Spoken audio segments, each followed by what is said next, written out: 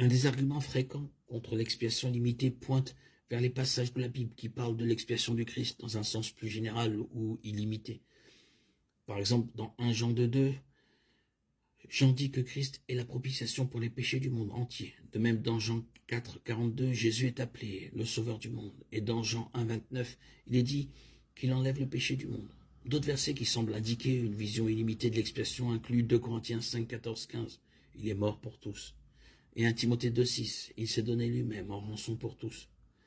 Bien que Matthieu 20, 28 et Marc 10, 45 disent que Christ est venu donner sa vie en rançon pour beaucoup, ceux qui croient en une expiation illimitée utilisent ces versets pour faire valoir que si Christ est mort pour tous et enlève les péchés du monde, alors son expiation ne peut pas être limitée au seul élu.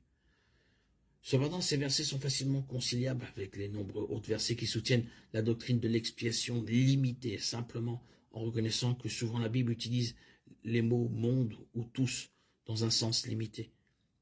Il ne signifie pas automatiquement chaque individu dans le monde entier, cela était évident lorsqu'on considère quelques versets seulement.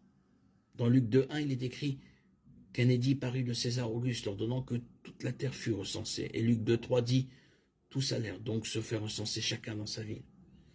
Mais de toute évidence, il ne s'agit pas de chaque individu dans le monde entier. Le décret de César ne s'appliquait pas aux Japonais, aux Chinois ou à d'innombrables autres peuples du monde.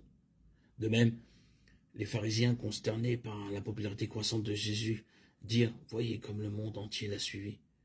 Est-ce que chaque personne dans le monde a suivi Jésus? Ou bien le monde se limitait-il à une petite région d'Israël dans laquelle Jésus prêchait?